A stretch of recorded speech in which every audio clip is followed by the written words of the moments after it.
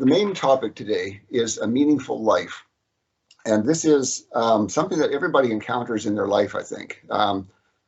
It really shouldn't be a problem for Christians, but the people, the unbelievers in the world, that this is something that comes with part of life.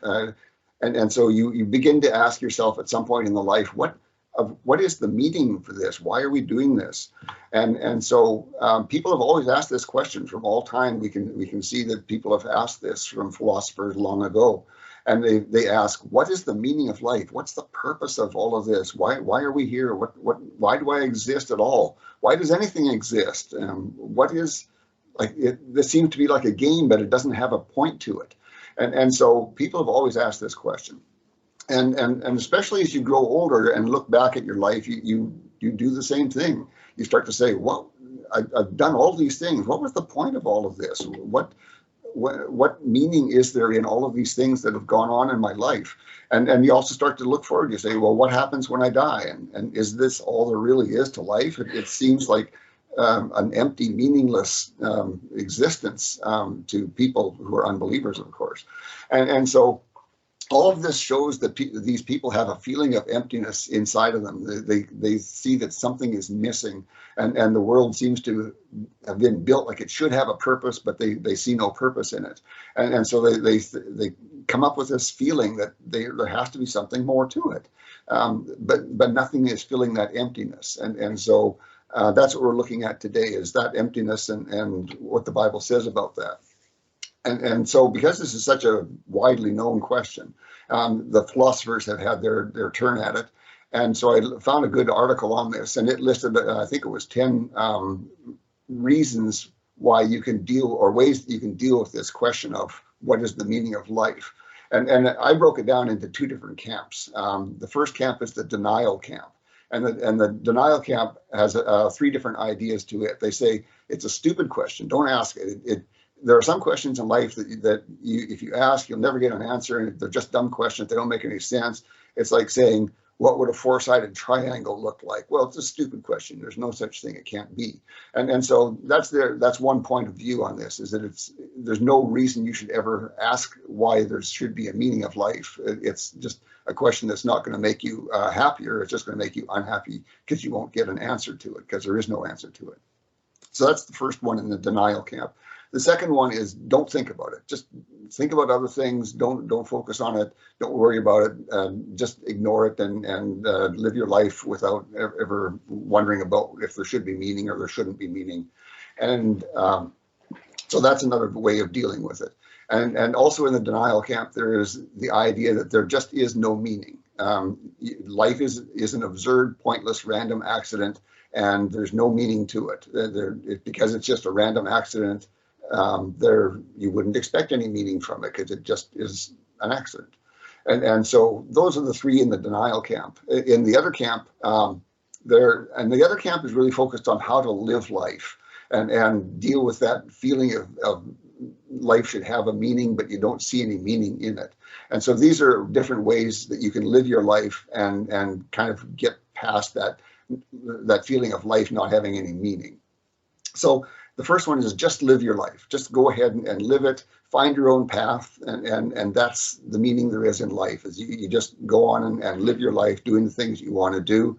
And to be honest, all of these how to live your life's ideas come back to the denial thing. They're either going back to it's a stupid question, or don't think about it, or there is no meaning as their foundation. So in this one, they say just go ahead, live your life. Don't worry about that life doesn't have any meaning or doesn't seem to have any meaning, and just go on and find your own path and be happy that way. And so another thought on that is do what you need to do. So life has a whole bunch of things in it.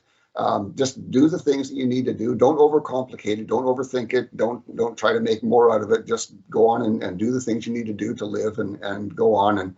And that's what life is. And life is not any more than that. And so another group says, okay, just be happy. And to me, that seems like a silly one, because nobody can be happy all of the time. But in any case, there are some people who are just focused on being happy, finding things in life that will make you happy all the time, and just go on being happy and ignoring, again, that feeling that there's no meaning to any of this.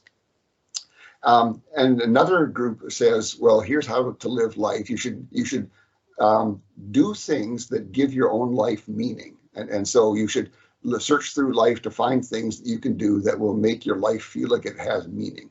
And so you could maybe focus your life on giving to the poor, or focus your life on helping in some other way, or giving your time to some charity organization, or something like that. Do things that will give meaning to your life, that will put meaning into it, and that will help you to fill that blank emptiness that you have that says life should have meaning, but it doesn't appear to. So that's another approach. And that's really kind of similar to the next one here, which is make the world a better place. And so focus on not so much giving your life meaning, but just making the world a better place by doing the things that you do. So live your life in a way that the world is better because you were here. And so these are all different ways of dealing with that question of why does life not seem to have any meaning? And the result of all these ideas, though, is that you've got a population of people all trying these things, and they're trying to find that meaning in life, or they're trying to put meaning into life, into their lives, or into doing the things that they do. And still they're ignoring that feeling that life has no meaning, or doesn't seem to have any meaning. And so they're really in all of trying to avoid the question and not addressing the real question. And so some try to do one thing, like they try one of these ideas first, but that doesn't satisfy them, so they try another, and that doesn't really satisfy them, or at least not for a long time, and then they go on to another one, and so they really kind of make their life out of doing a bunch of things, trying to find that meaning, but they never do find that meaning. But in the process, they've kind of used up their life, they've lived out their life and done a bunch of things. And perhaps they can look back on their lives at the end and say, well, I did a bunch of things that I think made the world better and made my life have some meaning.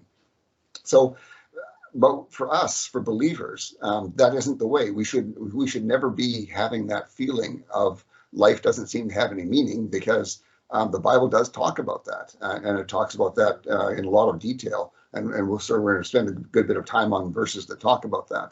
And the problem is that the Bible says life has meaning, but people are always looking in the wrong places for meaning.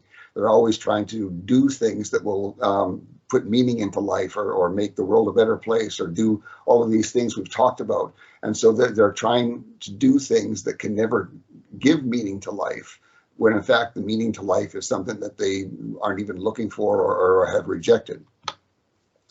So Ecclesiastes, of course, is the book that talks about this, and it's kind of a dreary book to read, because over and over again it describes the pointlessness of all of the things in life, the pointlessness of trying to accumulate wealth and be happy because you've got lots of wealth, and the pointlessness of trying to do anything like that. None of these things are going to make life have any meaning. And so a lot of Ecclesiastes is focused on that idea of the pointlessness of trying to live life in that way, and it gets down to the point of what it is that does bring meaning to life, or how life does have meaning. And so in Ecclesiastes, Solomon talks about all sorts of kind of dreary ideas. He says everything that can be done has been done, and is just being done over and over and over and over. So his point there is that everything that could be done has been done once, and everything that we do now is just doing the same thing over again. And that might not seem right to you when you think of it. You might say, well, nobody ever had laptop computers until relatively recently, or cell phones until relatively recently.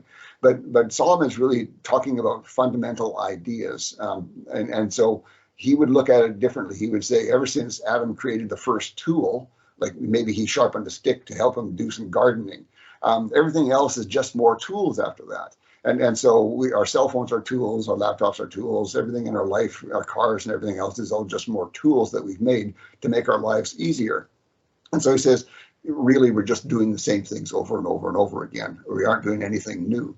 And likewise, that's for tools, but likewise for sin, everything else is just more sin. Once you've done that first sin, everything else is just another sin. And really, God sees it that way too. And so he says everything has already been done. We can't do anything new. And so we might want to make our life by trying to do something new, but you can't do anything new. Everything that can be done has been done, and we're just doing it over and over. So And he goes on to say specifically on a lot of different topics, but one that he addresses from his own life are wealth and power and pleasure. And he says these things do not satisfy. They don't bring any meaning to life. They don't give you anything that lasts. And he says they're all just chasing after wind.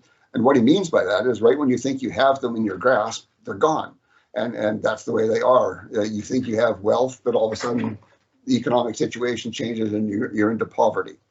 So these things that people chase after don't bring any satisfaction. They don't bring any meaning to life, and they're just a waste of time. And so he says we gain nothing from all our day's work. And by that, he really means that you can't take anything with you.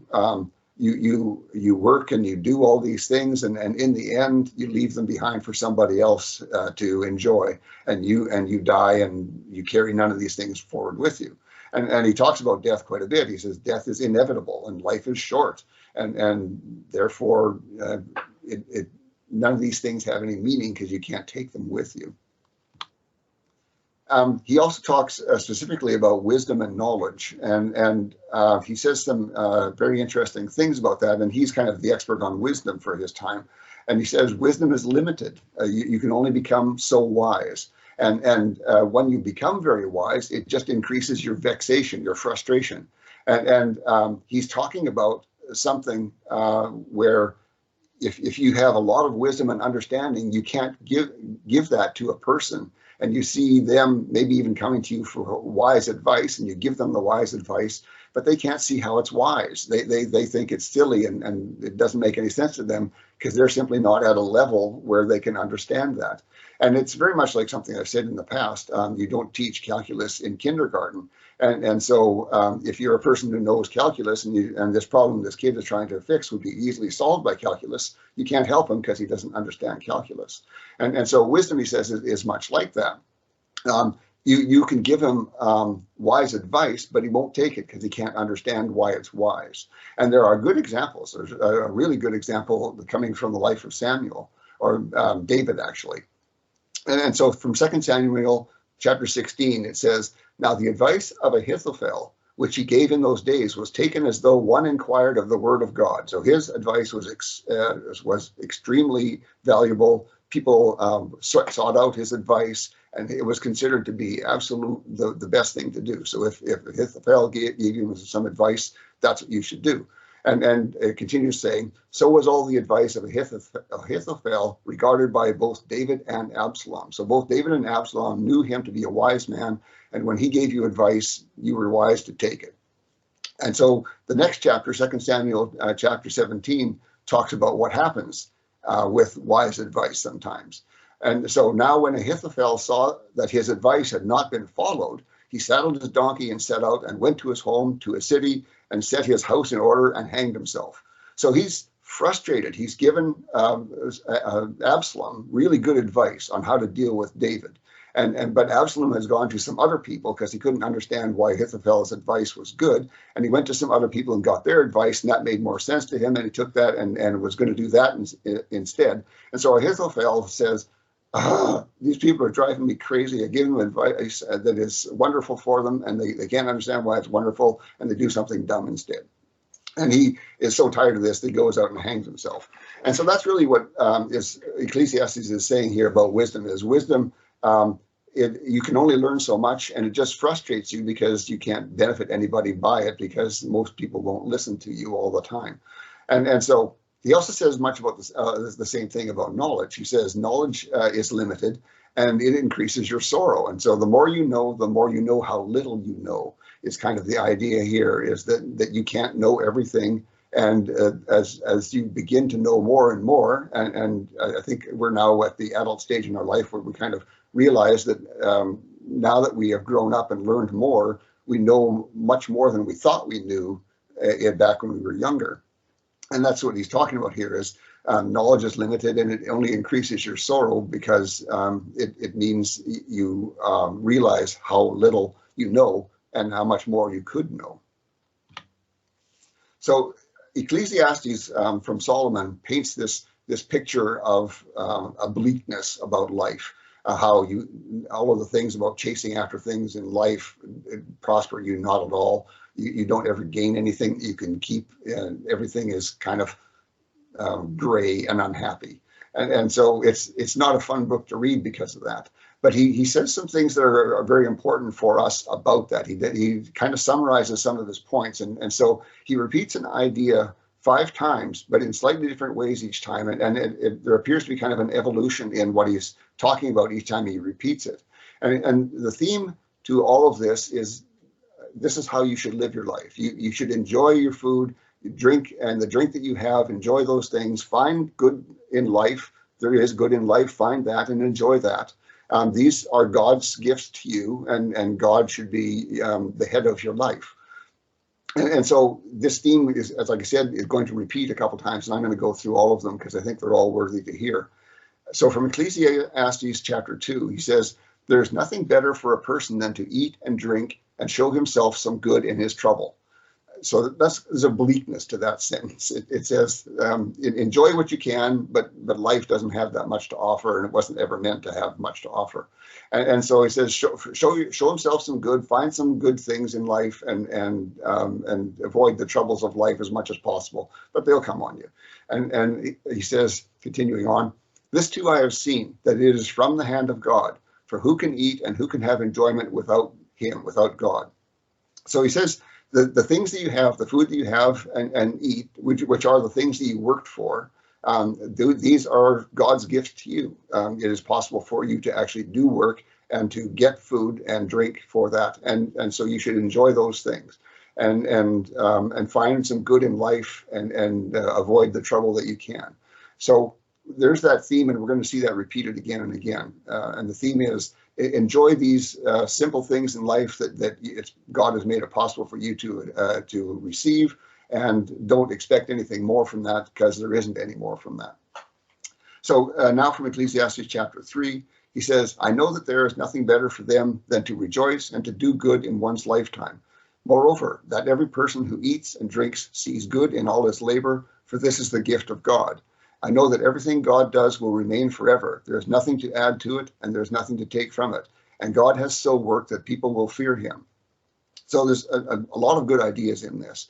He says, I know that there's nothing better in life than to just rejoice and be happy and to do good in your life. That there just isn't more to that. And so he says, moreover, every person who eats and drinks sees good in all of his labor. So he eats and he drinks of the fruits of his labor, and so he sees that his labor was good, and this is the gift of God. The food and the drink that you have, that you were able to work for and get, this is the gift of God. Now that might not seem like a gift to us when we had to work for it. We had to work for our food and work for our drinks. But this is indeed the gift of God, because God has so worked that people will fear him. He's built the universe in the way that it is, so that it's possible for us to do work and to get food and drink from that. And so we should enjoy that we receive as the gift of God. And this life is temporal, and the things of God remain forever, but not us. And there's nothing that we can add to it or take away from it. And so God has set up the world so that people will fear him. Another one that we're going to focus on a little bit more says, and this is from chapter 5 of Ecclesiastes, "Here's what I have seen to be good and fitting, to eat, to drink, and enjoy oneself in all one's labor, in which he labors under the sun during the few years of his life, which God has given him. For this is his reward." So again, we see all the elements of that theme coming through here again. He says, it's just good and fitting to enjoy the food you have, the drink you have, enjoy yourself in your labor, find enjoyment in your labor, find your enjoyment where you can, and all these labors that you labor under the sun during the few years of your life, find the enjoyment you can from those things, but they are temporal and they aren't going to last. And says, so during the few years of your life, enjoy all these things that God has given you, and this is your reward. This is what the reward is for your work. You do all of your labor, and the reward you get is that you have food and drink to eat for all of the few years of your life. So again, that's kind of a bleak look at life, but it is true. If you try to get more out of life than these things, you wind up chasing after things that you can't get. And so he's really speaking about contentment, being happy with the things that you have, the things you've gotten. And he does talk about rich people too, and he says that much the same thing for them. That if you have wealth, if you've managed to accumulate wealth, then that is God's gift to you. Enjoy that and do good with that. And so it's very similar. Don't go trying to get much more than God has given you. And so contentment is a big aspect of that. And gratitude is another aspect of that, is that we should be happy with what God has given us. We should be thankful to him for the food and the drink that we have, the work that we have that we can do to get those things. All of those things should have an attitude of gratitude all of the time from us. And humility is also a big thing here. Humility, if you are content to receive these things from God and enjoy these things, then you are naturally a humble person. A person who is not humble is always seeking after more and trying to get more and trying to make himself greater. So those are big aspects of everything that is talked about by Solomon. And so the idea here, as we've seen in the other ones, is the reward for your work is years of life. And in those years of life, you work and you get food to eat and drink, and you enjoy the labor that you have. Find labor that you can get some enjoyment from and enjoy the fruits of it, the food and the drink that you have, that you've earned from your labor. And that's the best you can do in life. And we forget sometimes that life is so simple. We forget and don't even really understand the value of the gift of life. We kind of take it for granted that we are alive, and we never really think that God made us alive. We didn't make ourselves alive. That was a gift that was given to us. And we often don't think of what a great gift that is, that we have existence. We are something. We aren't a nothing. We've been given a gift of life, and that is a precious thing. And we because we've been alive all of our life, which seems like a redundant thing to say, we've kind of gotten to forget what a gift life is to us. And because of that, we sometimes end up striving for more out of life than we should be trying to get, because there just isn't more that you can get from life. So continue on. There are two other references that are in that same theme. And so this one comes from chapter 8, and it says, "So I commended pleasure, for there is nothing good for a person under the sun except to eat, drink, and be joyful.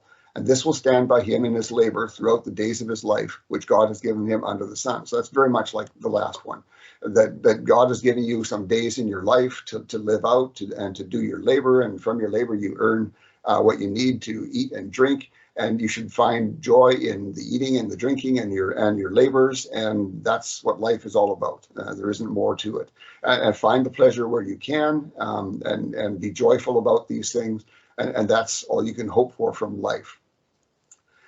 So the last reference is shorter than the others, and it says, "Go then, eat your bread in happiness, and drink your wine with a cheerful heart, for God has already approved your works." So God has already set up for you things to do, to work to get the food, the bread and the drink that you have, and go and enjoy those things, and that is what life is about.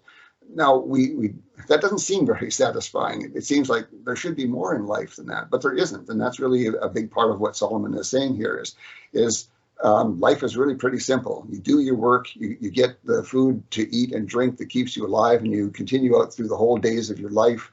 And that's all there is to life, to the living of life anyway. But he's going to go on to the real point of what brings meaning to life here. We'll touch on that right away. So he really says, if you expect too much from life, you're just going to be unhappy with it. The things that you go chasing after, you can't get, you can't keep, and there's no value in them. So I wanted to clarify something here, this idea of eat, drink, and be merry, because it gets mentioned in at least 3 different places in the Bible in a negative connotation. That's not the way Solomon means it. He's really talking about the simplicity of doing your labors that you must do under the sun, eat to get the food that you need and the drink that you need to live, and be happy in that and enjoy that. That's the best you can get from life. But that phrase of eat, drink, and be merry is used in other places in the Bible in a much different way. And so the first one comes from Isaiah, and he says, "Therefore on that day the Lord God of armies called you to weeping, to wailing, to shaving the head, and to wearing sackcloth. Instead, there is joy and jubilation, killing of cattle and slaughtering of sheep, sating of meat and drinking of wine. Let's eat and drink, for tomorrow we die.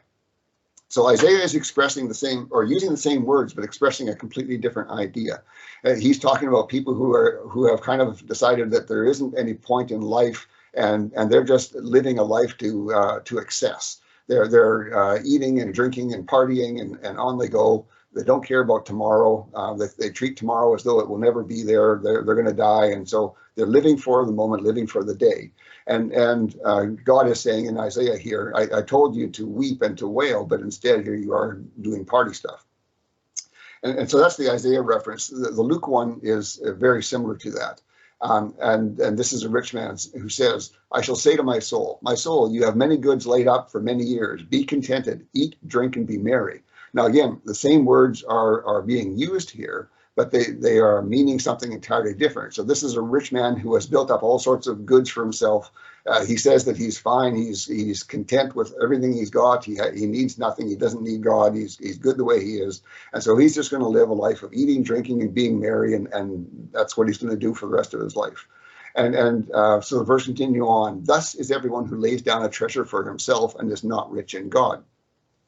So the Bible is never against having treasure for yourself. It's much more about not being rich in God. But this person that they're talking about here is someone who has laid down treasure for himself and is living without God, and he's just enjoying everything that he can find in life and making the best of the money that he has. So the third reference that we're going to look at here is, again, that same eat, drink, and be merry idea. And so from 1 Corinthians, the last reference was New Testament, this is as well. And if, as a citizen of the people, I was cast to wild beasts in Ephesus, what have I gained if the dead do not rise? Let us eat, drink, and be merry. Or no, let us eat and drink, for tomorrow we die. I jumped ahead there. So what he's saying there is Ephesus was a place where wild beast sports were very common. And I'm going to do a next slide on that some more.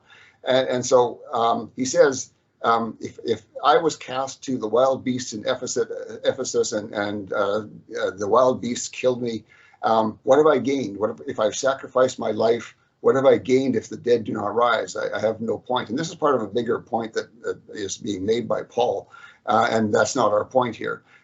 He says, if there is no value in me sacrificing my life, as I am doing, as he says, what have I gained if the dead do not rise? And he says, I might as well just live to eat and drink and live a life for today.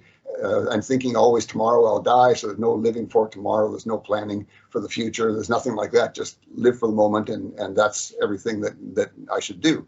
And so he's saying that should be my attitude if there's no point in sacrificing anything as he has sacrificed. So this wild beast in Ephesus, I want to spend a little more time on because Ephesus is one of the places that we went on our trip. And so this is a part of Ephesus. This is where those wild beasts fights happened. And what they had cages in there. A lot of these things are just being restored. They had cages in there that would keep animals, and sometimes gladiators would come out to fight the animals. And other times the people were just sacrificed in there. If you had done something wrong, they might throw you in there with some lions, and the lions would eat you. So this was a common thing in Ephesus. And I wanted to show you this from a picture that I took.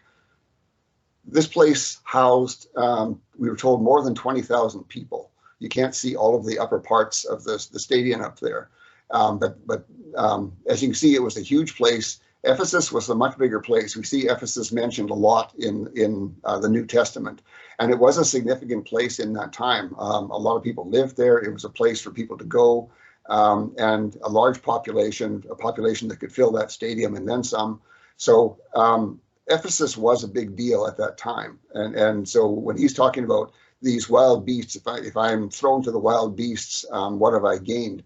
He says, so if I have lived as a Christian such that they have penalized me by throwing me in to be eaten by lions or tigers or whatever they might have, then what have I gained? I've wasted my life if there is no God, if there is no resurrection. Okay, move on to the next slide. Let's do that instead of being stuck here. Let's go to the next slide.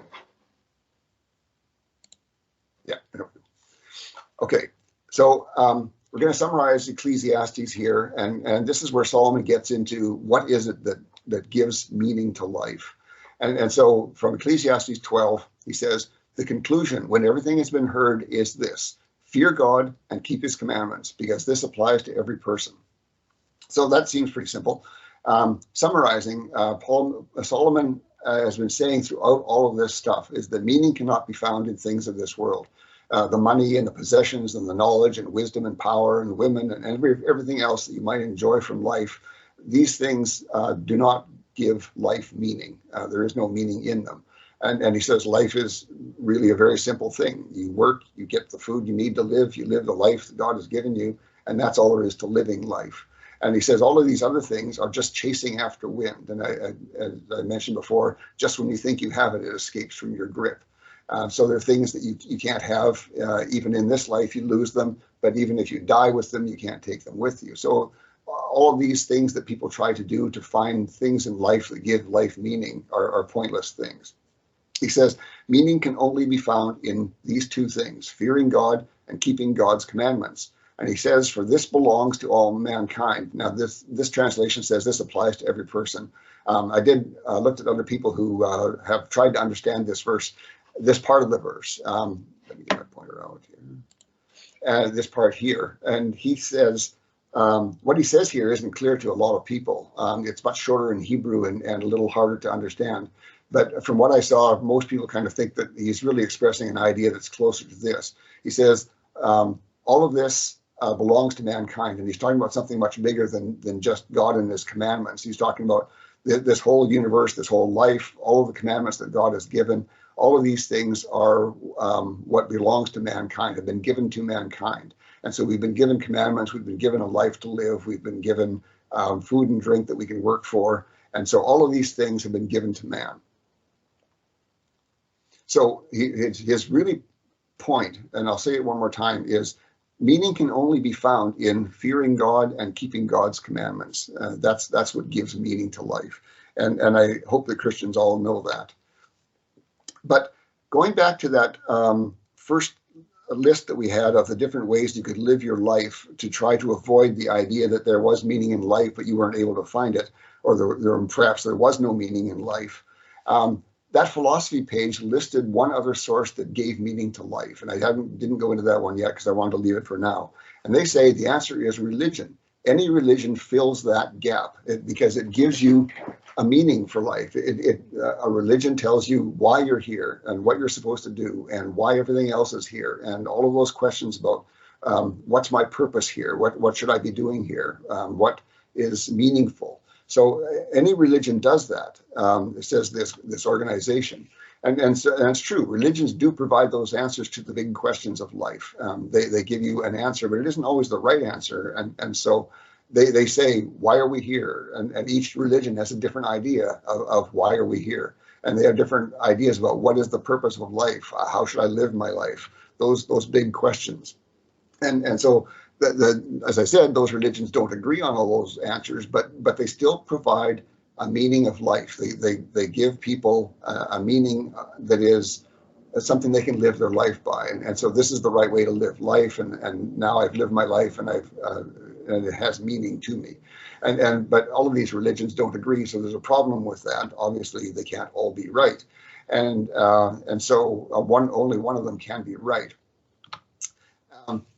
And so, but at least partly, they do fill that hole within us. They do say, here, this is how life has meaning. This is where you came from. This is why you're here. This is what you should do. And so all of them do partly fill that hole that we have that wants to find a meaning in life. But people could still, I went to a different page there. And so in Christianity, though, we have a meaning of life that we know from the Bible. And this is that story of the meaning of life. There is a God. And so that's kind of the start of all of it. And so this God wanted to have a people to whom he could show his qualities of love, justice, mercy, forgiveness, etc. So when God was just there by himself and had nothing else but God with him, he had no way that he could show all these wonderful qualities that he had. And he said, I need to have a people that I can show all these wonderful qualities to and show that I am this wonderful being. And so, and so he says, I want a people who would also choose to be like me. I want this people to see that I am great and to be like me, to be great like me.